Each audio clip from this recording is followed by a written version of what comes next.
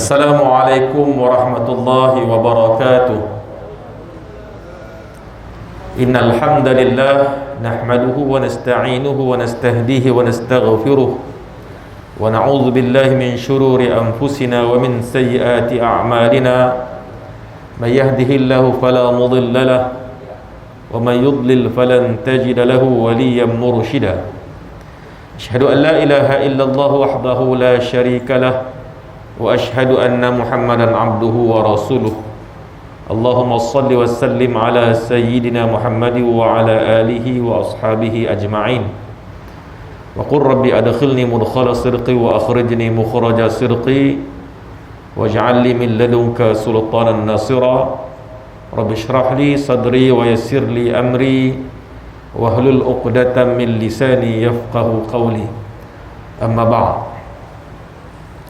Yang saya muliakan Tuan Imam, Tuan Bilal, pengurusi masjid serta barisan para AJK, seterusnya para jamaah muslimin muslimat yang dikasihi Allah Subhanahu wa taala sekalian. Alhamdulillah summa alhamdulillah, sama-sama kita panjatkan syukur kehadiran Allah Subhanahu wa taala di atas keizinannya jua pada malam ini kita sama-sama diberi kekuatan oleh Allah Subhanahu wa taala dengan keafiatan yang Allah Subhanahu wa taala kurniakan untuk kita sama-sama berada dalam masjid yang mulia ini. Sama-sama kita dapat tunaikan salat berjemaah. Mudah-mudahan salat kita, doa kita dimakbulkan oleh Allah Subhanahu wa taala, mudah-mudahan. Tuan-tuan puan-puan yang saya muliakan, pada malam ini sebelum kita memulakan kuliah, sama-sama kita niat i'tikaf. Mudah-mudahan keberadaan kita dalam masjid ini akan diganjari oleh Allah Subhanahu wa taala. Sama-sama juga kita bersyukur kehadirat Allah Subhanahu wa taala di atas limpahan nikmat Allah yang kita kecapi pada hari ini. Nikmat sihat, nikmat afiat, nikmat kita dapat meneruskan kehidupan sebagai hamba Allah Subhanahu wa taala yang terus diberi petunjuk oleh Allah. Mudah-mudahan nikmat ini tidak akan luntur dan diharapkan kekal hingga kita dijemput oleh Allah Subhanahu wa taala. Perkara yang paling kita bimbang ialah di mana di hari akhirat nanti Allah Subhanahu wa taala akan mempersoalkan ataupun menanya setiap nikmat yang Allah Subhanahu wa taala telah kurniakan kepada kita. Nikmat sihat, di manakah kita menggunakan nikmat kesihatan itu? Nikmat Allah Subhanahu wa taala memberikan harta benda, di mana kita gunakan nikmat itu? Nikmat masa yang begitu banyak yang Allah Subhanahu wa taala kurniakan, daripada subuh sampailah menjelma subuh besok. Jadi setiap nikmat-nikmat ini Allah Subhanahu wa taala akan tanya, akan persoalkan sejauh mana kita menggunakannya ke arah untuk mendapat redha Allah Subhanahu wa taala ataupun sebaliknya.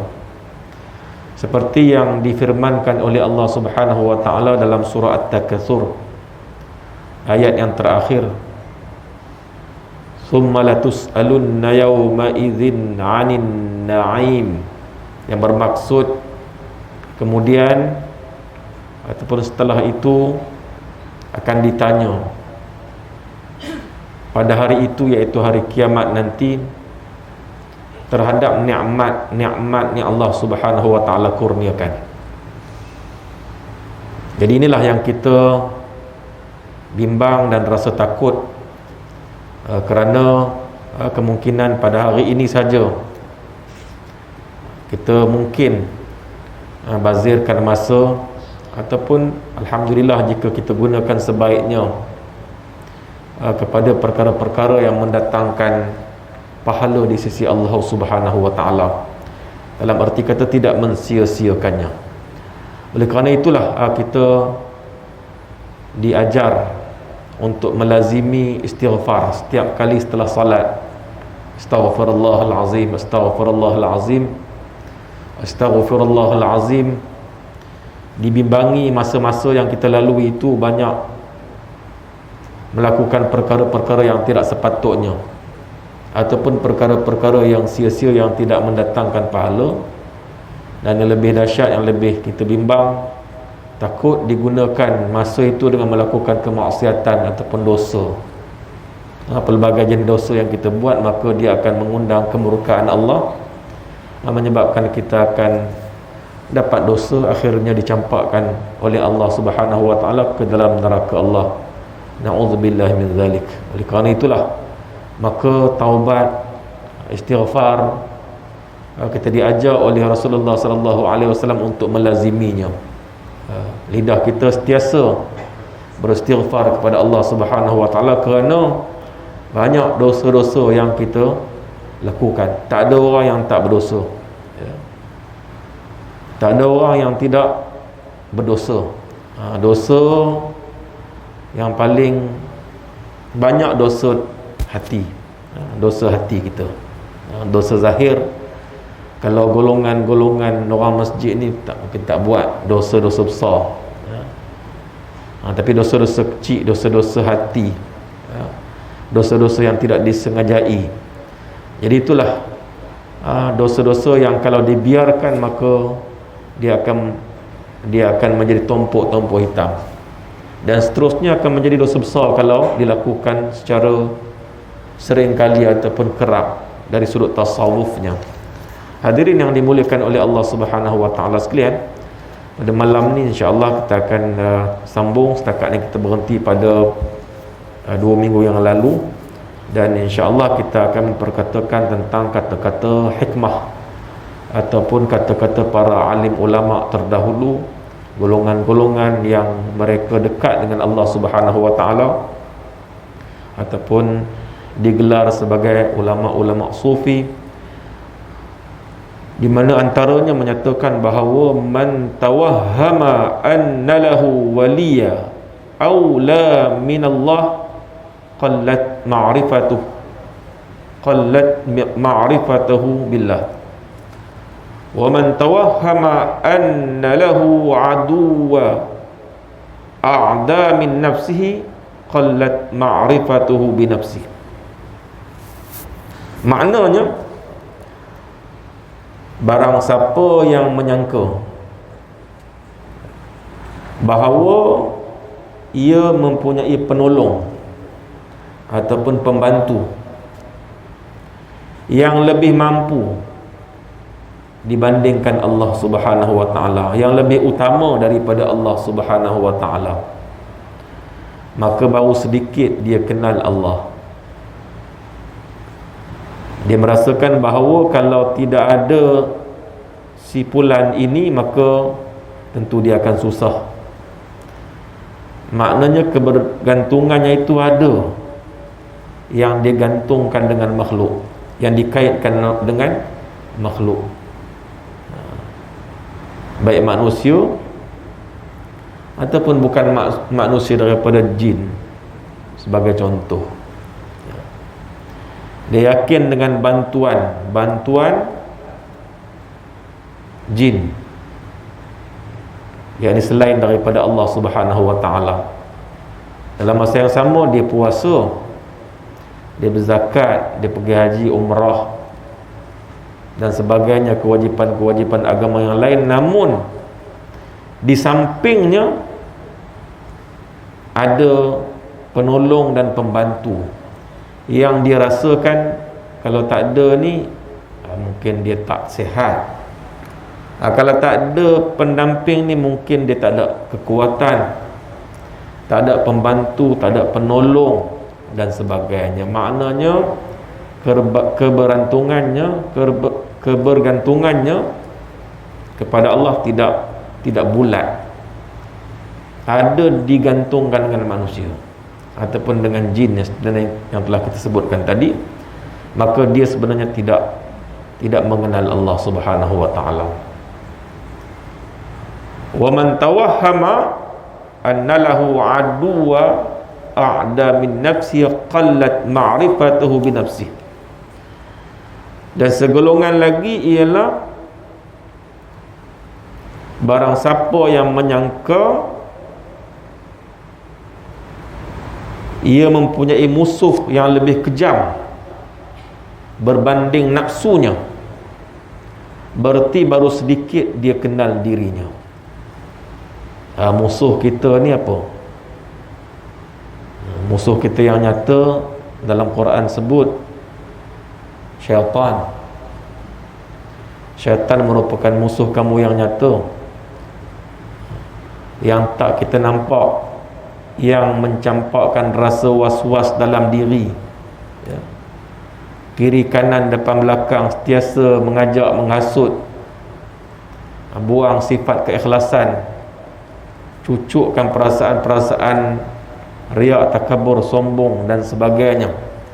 Jadi ini kita maklum, syaitan kerjanya untuk hasut manusia. Begitu juga ada syaitan di kalangan manusia yang ajak lakukan dosa, ajak lakukan maksiat, ajak lakukan penipuan, penindasan, kezaliman, pembunuhan, pengkhianatan dan lain-lain. Ini syaitan daripada jenis kalangan manusia. Syaitan berjaya didik manusia hingga manusia itu berperangai macam perangai syaitan. Manusia yang bertopengkan syaitan yang bertopengkan manusia. Ini pun ada di kalangan, ada. Ini yang ramai. Na'udzubillah min zalik. Kita minta lindung daripada kita menjadi syaitan yang bertopengkan manusia. Dan yang disebutkan dalam kata-kata hikmah ini ialah satu lagi musuh. Musuh yang paling dekat dengan kita ialah nafsu kita. Nafsu kita. Oleh kerana itulah nafsu ni kena dikawal. Yang kawalnya adalah akal. Akal yang waras, yang dibimbing dengan iman, yang diasuh dengan taqwa, maka dia akan mengawal kehendak-kehendak nafsu yang tidak ada batasnya. Kehendak-kehendak nafsu yang tidak ada batasnya, tidak mengenal usia.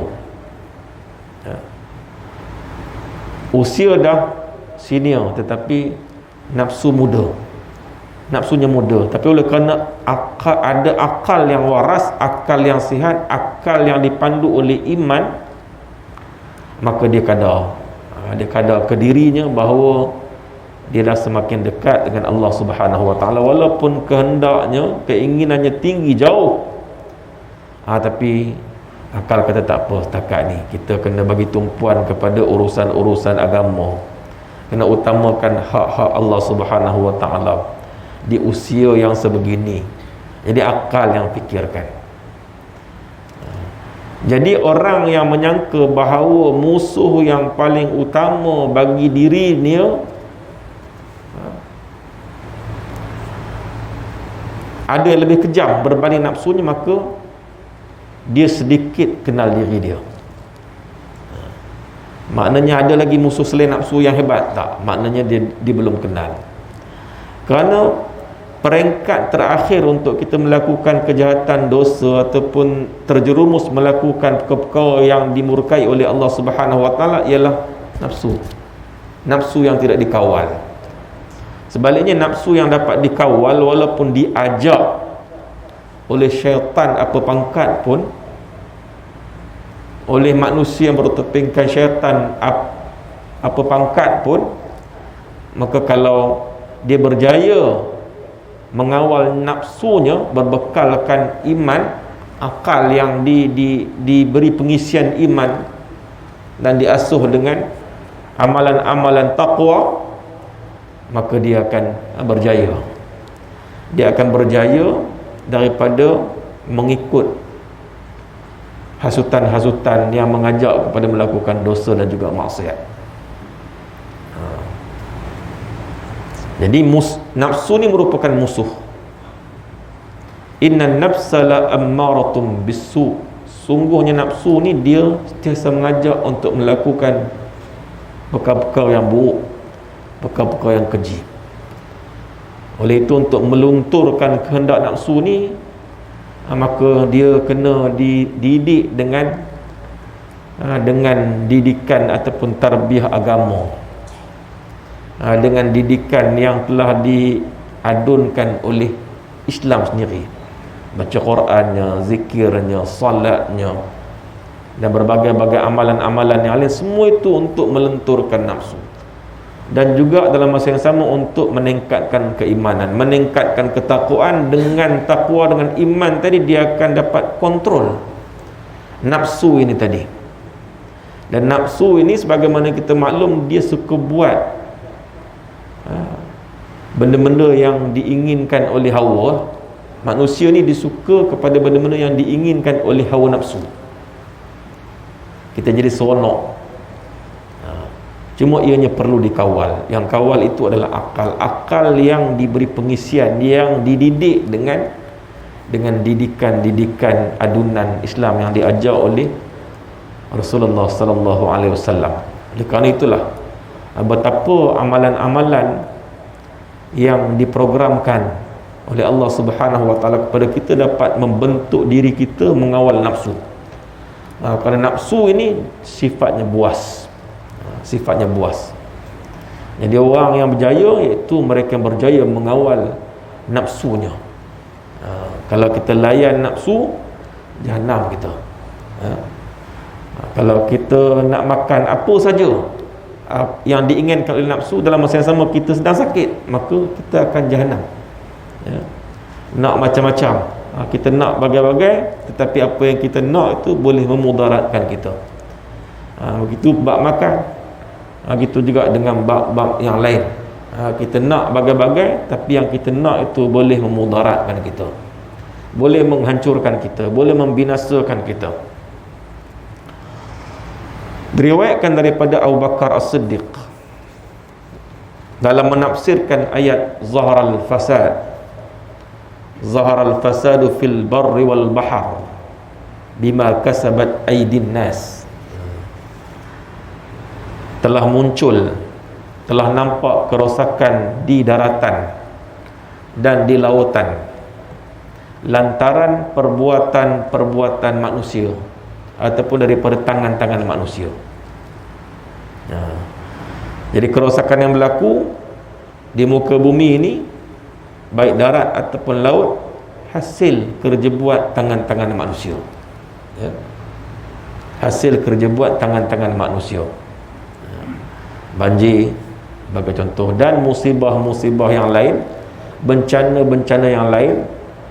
Selain ianya sebagai ujian kepada kita, ia juga berdasarkan kepada ayat ni merupakan hasil daripada perbuatan manusia yang buat tidak ikut ilmu yang dipelajari.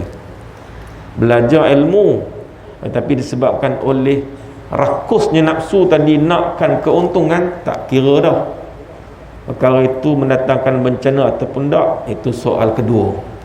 Soal pertamanya, dia boleh untung walaupun merosakkan muka bumi, boleh merosakkan muka bumi, boleh merosakkan kita katakan keseimbangan bumi itu. Sebab tu nak gali pun, nak teroka pun ada batasnya. Jadi kita tak ngaji bab-bab tu. Orang-orang yang belajar bab-bab itu, mereka tahu dan mereka ada ilmu, tetapi mereka kadang-kadang tidak amanah dengan ilmu yang mereka belajar untuk kepentingan duniawi, untuk keuntungan semata-mata. Mereka buat apa saja yang mereka nak. Lantaran itu maka berlaku kerosakan di atas muka bumi ini, disebabkan oleh tangan-tangan manusia. Dan kita bukan nak menafsirkan dalam konteks itu.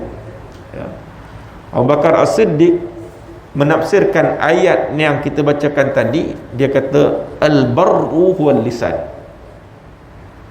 wal bahru wal qalb. Fa iza fasada al-lisan bakat alaihi nufus, wa iza fasada al-qalbu bakat alaihi al-malaikah. Abu Bakar As-Siddiq dalam menafsirkan ayat itu dalam konteks yang lain menyatakan bahawa daratan itu adalah lidah. Darat itu lidah, sedangkan lautan itu adalah hati. Maka apabila lidah telah rosak, maka peribadi-peribadi manusia menangisinya. Kalau lidah rosak, peribadi-peribadi manusia akan menangisinya. Dan apabila hati rosak, maka para malaikat akan menangisinya. Jadi lisan ataupun lidah yang rosak ini, misalnya dapat dibuktikan apabila seseorang itu keluar daripada mulut dia maki hamun, umpat mengumpat, fitnah memfitnah. Jadi itu bukti lisan tu rosak. Bahkan sekarang ni yang mengambil tempat lisan mungkin tak lisan, orang pakai tulis, pakai keypad tangan kita ni, tekan keypad handphone tu, kita send, itu mewakili lidah kita. Pun di sana ada bukti-bukti yang menunjukkan lisan itu rosak bila mana kita menaburkan fitnah, menyampaikan mesej-mesej yang berbaur fitnah dan sebagainya. Jadi itu bukti lisan risak, lisan rosak. Dan kalau hati rosak, maka dapat dibuktikan umpamanya dengan perasaan riak. Ini hati riak. Riak ni maknanya buat amalan bukan kerana Allah, tetapi nak menunjuk kepada manusia. Dia kadang-kadang datang, syaitan kan musuh kita, syaitan tengah buat amalan tu, datang perasaan nak suruh orang kata kita ni hebat. Bahkan ada lebih jahat lagi, orang lain buat baik tapi biar kebaikan tu tak nampak pada orang yang buat baik tu, tapi nampak pada kita. Ada juga gitu, nak tumpang kebaikan orang lain biar orang kata kita yang buat kebaikan itu. Itu lebih dahsyat lagi, lebih dahsyat daripada riak itu lagi. Ujub, ta'ajub dengan kemampuan diri, hebat juga aku. Jadi ini merupakan antara penyakit-penyakit hati yang rosak. Hati yang rosak dapat dibuktikan dengan perasaan-perasaan yang sebegitu. Ada pendapat yang mengatakan bahawa hikmah lidah diciptakan hanya satu. Tujuannya adalah untuk mengingatkan hamba Allah bahawa jangan dia mengatakan sesuatu selain perkataan yang penting dan baik. Allah jadikan lidah ni adalah untuk cakap benda-benda yang penting dan benda-benda yang baik. Benda-benda yang sia-sia dia tak bagi. Itu amanah. Amanah lidah yang Allah Subhanahu Wa Taala berikan kepada kita. Jadi semua panca indera yang Allah Subhanahu Wa Taala kurniakan semua amanah. Amanah lidah merupakan amanah, kena tutur perkataan-perkataan yang baik-baik, perkataan-perkataan yang bawa kepada pahala, bukan perkataan-perkataan yang bawa kepada dosa. Ini amanah. Ini nikmat, nikmat lidah. Ini kita katakan tadi, setiap nikmat yang Allah berikan, walaupun lidah, akan ditanya oleh Allah Subhanahu Wa Taala sejauh mana kita menggunakan nikmat lidah ni untuk kita berzikir kepada Allah Subhanahu Wa Taala. Alhamdulillah, subhanallah, syukur pada hari ini. Wa amma bi ni'mati rabbika fahaddis. Adapun terhadap nikmat-nikmat yang Allah Subhanahu Wa Taala kurniakan kepada kamu, maka hendaklah kamu sentiasa sebut-sebut. Ini sebenarnya peranan dan fungsi lidah yang besar, iaitu untuk melafazkan alhamdulillah, syukur nikmat yang Allah Subhanahu Wa Taala kurniakan pada hari ini. Disebut dalam ayat itu, wa amma bi ni'mati rabbika fahaddis. Adapun dengan nikmat-nikmat yang Allah Subhanahu Wa Taala berikan kepada kamu, hendaklah kamu sebut nikmat itu. Alhamdulillah Allah bagi sihat, alhamdulillah, bagai-bagai alhamdulillah. Maknanya sebenarnya bila kita keluar, contoh dalam masjid ke, keluar masjid ke, lidah kita senantiasa mengungkapkan alhamdulillah, syukur, subhanallah, subhanallah, nampak bintang, subhanallah, cuaca baik. Itulah kita katakan fungsi dan peranan lidah yang besar, iaitu zikir, ingat Allah Subhanahu wa taala. Dan memang dinyatakan di sini bahawa ucapan berzikir dalam berbagai bahasa hanya ditujukan kepada Allah Subhanahu wa taala. Begitu juga dengan hati, dia diciptakan tunggal. Hati ni satu. Adapun yang lain tu biasanya berpasang-pasangan. Mata berpasangan, telinga berpasang-pasangan, tangan berpasangan, kaki berpasangan, okay. Hidung pun ada 2 lubang,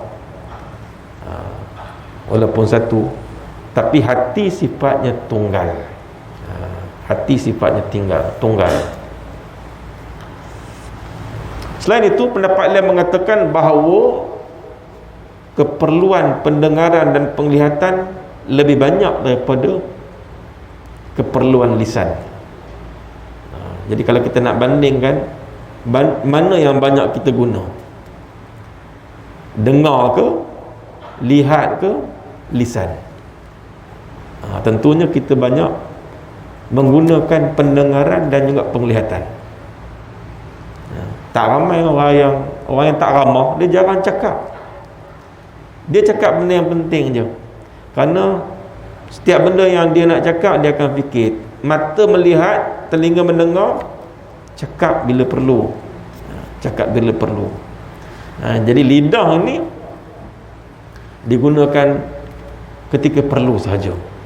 Tapi itulah kadang-kadang pendiam sangat dia ni, tak ada nak lihat gua langsung, tak ada nak sembang langsung. Dia jadi fitnah pula. Tapi itulah yang diajarkan oleh agama. Min husnil islamil mar'i tarkuhu ma la ya'ni. Di antara keelokan, kebaikan Islam, seseorang itu meninggalkan apa yang tidak ada kena mengena dengan diri dia. Tak ada kena mengena dengan kita, kita jangan ambil tahu. Hal orang tu kena ambil tahu, kalau orang tu memerlukan kepada pertolongan dan bantuan, itu kena mengena. Hak persaudaraan kena mengena dengan hak persaudaraan. Ini tak ada kena mengena dalam konteks yang lain, tak ada urusan pun. Kalau campur tangan mungkin mendatangkan masalah. Sebab apa? Sebab buat kerja yang bukan kerja kita. Patutnya benda ni kerja orang lain. Kau buat kerja kau, sudahlah. Mana kita tahu bidang tugas masing-masing. Diajar oleh Islam bagaimana keelokan Islam itu, seorang tu buat benda yang ada kena mengena dengan diri dia. Yang orang lain, tugas orang lain bagi orang lain yang buat. Jangan kacau tugas orang lain, kerana masing-masing ada sempadan tugas masing-masing. Apabila kita mengacau tugas orang lain, maka dia akan mendatangkan kepinjangan, mendatangkan masalah.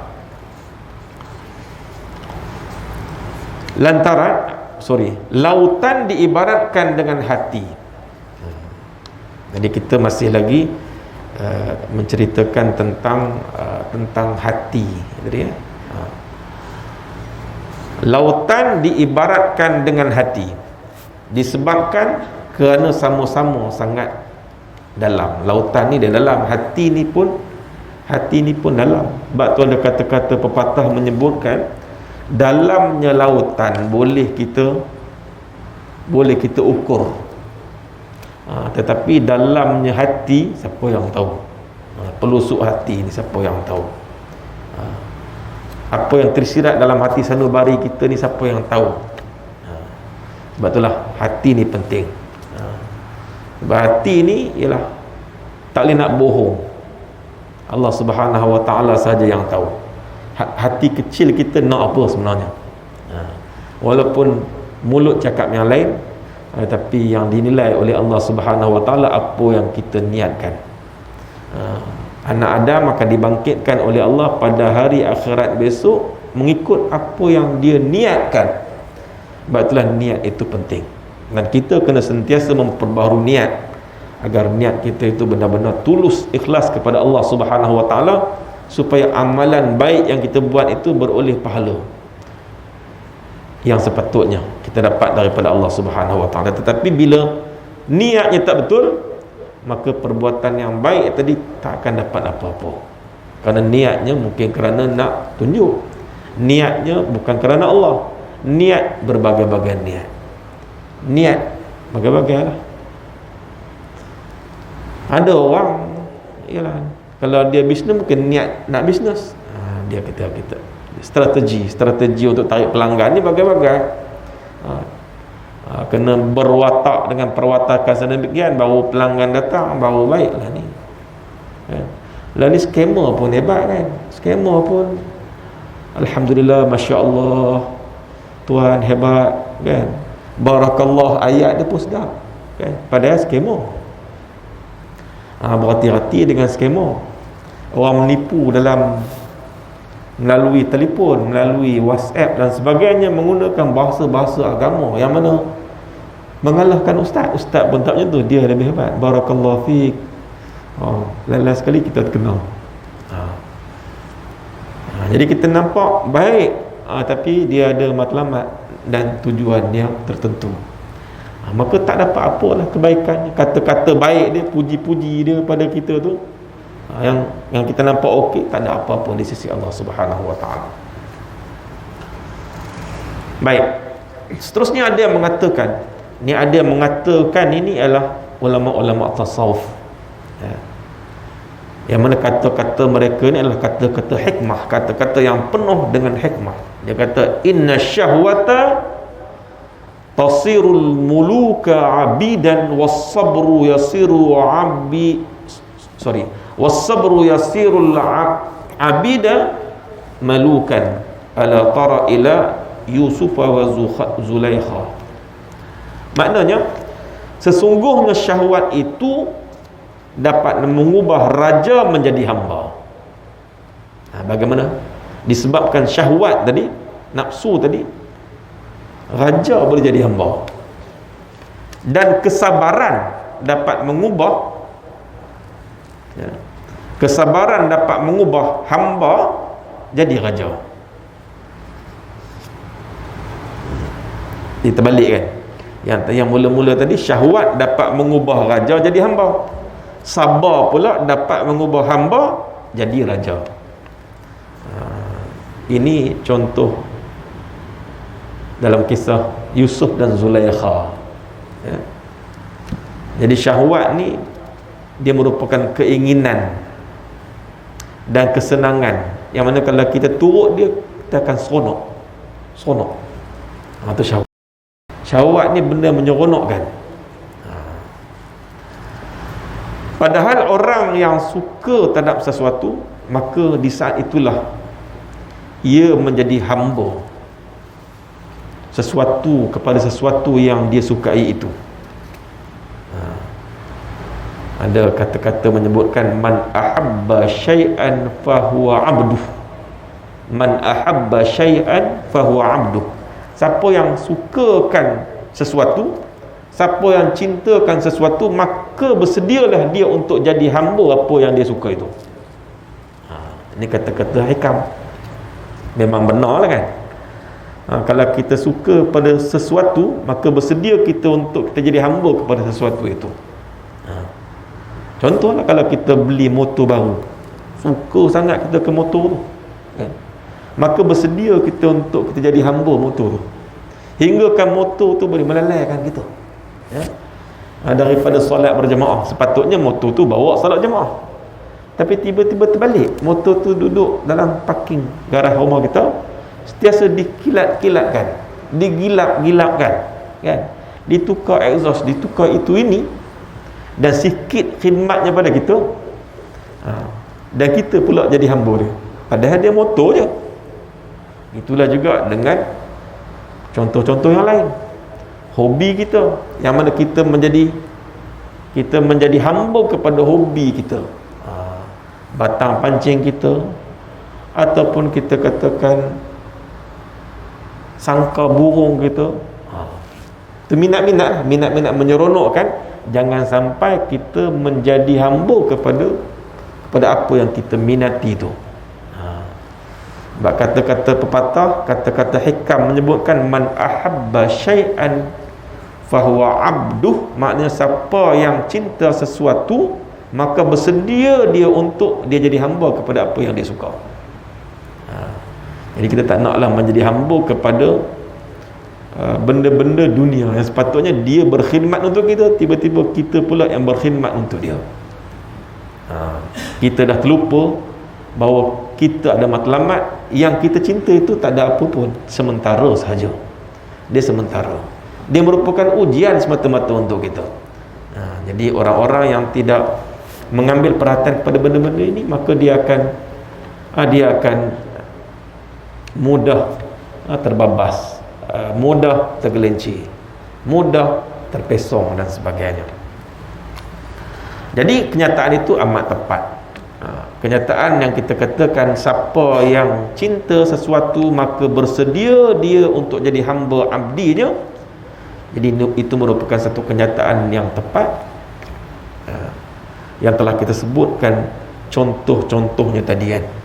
Contohnya sayang kepada tanah, sayang kepada rumah, sayang kepada perniagaan, bersedia kita untuk kita jadi hamba kepada apa yang kita nak itu.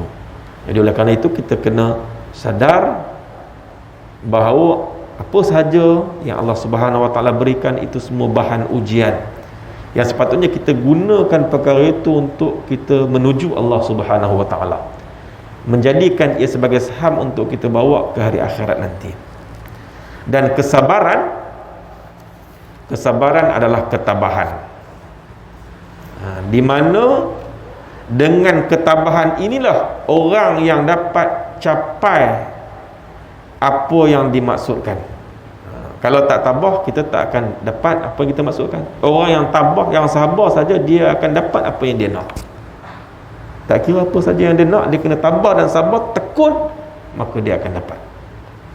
Contohnya sebenarnya kita nyatakan tadi kisah Zulaikha, yang mana dia merupakan permaisuri raja yang amat menyintai Nabi Yusuf alaihissalam. Namun dengan penuh kesabaran, Nabi Yusuf alaihissalam mampu menghadapi segala bentuk godaan dan tipu daya Zulaikha.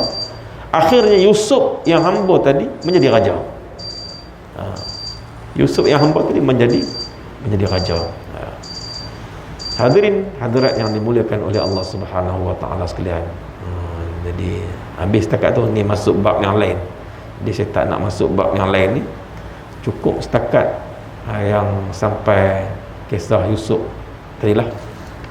Jadi mudah-mudahan beberapa nasihat agama daripada yang kita petik daripada kata-kata hikam ataupun kata-kata hikmah para ulama terdahulu, yang mana mereka dekat dengan Allah. Jadi orang yang dekat dengan Allah, kuat amalannya, maka bila dia cakap dia tu dia akan jadi kata-kata hikmah, kata-kata yang penuh dengan makna kan. Kat Malaysia pun ada orang hebat sampai peringkat usia, pengalaman, ilmunya yang dah sampai tahap yang dikehendaki, maka dia cakap tu pun cakap sikit tapi penuh dengan hikmah, penuh dengan makna, penuh dengan makna seperti mana yang telah kita sebutkan tadi. Kata-kata hikmah ni ada makna-makna yang tersirat yang boleh kita jadikan panduan. Dalam buku ini, buku Nasaihul Ibad ini dikumpulkan bukan setakat hadis-hadis Nabi sallallahu alaihi wasallam, bukan setakat ayat-ayat Al-Quran, bahkan kata-kata para ulama. Jadi yang kita sebutkan pada malam ni lebih banyak berkaitan dengan kata-kata para ulama tasawuf, dan kita salingkan dia dengan ayat-ayat Al-Quran dan juga hadis-hadis Nabi sallallahu alaihi wasallam. Mudah-mudahan ianya menjadi panduan kepada kita, supaya hidup kita ni sentiasa terbimbing dengan hidayah dan petunjuk Allah Subhanahu Wa Taala, yang mana kita harapkan kita terus mendapat petunjuk Allah hingga kita dijemput oleh Allah Subhanahu Wa Taala di waktu dan tika yang kita tidak ketahui. Jadi Sekadar ini untuk malam ni yang baik daripada Allah Subhanahu wa taala dan yang kurang daripada kelemahan dari saya sendiri. Aqulu qawli hadza astaghfirullahal azim li wa lakum. Assalamu alaikum warahmatullahi wabarakatuh. Bismillahirrahmanirrahim. Alhamdulillahirabbil alamin. Salatu wassalamu ala asyrafil anbiya wal mursalin wa ala alihi wa sahbihi ajma'in. Allahumma zidna ilma warzuqna fahma. Allahumma zidna ilma warzuqna fahma. Allahumma zidna ilma warzuqna fahma. Allahumma inna na'udzubika minal barasi wal jununi wal juzam min sayyi'il asqam. Rabbana atina fid dunya hasanah wa fil akhirati hasanah wa qina azaban nar. Sallallahu ala sayyidina Muhammad walhamdulillahi rabbil alamin. Qabbalallahu minkum.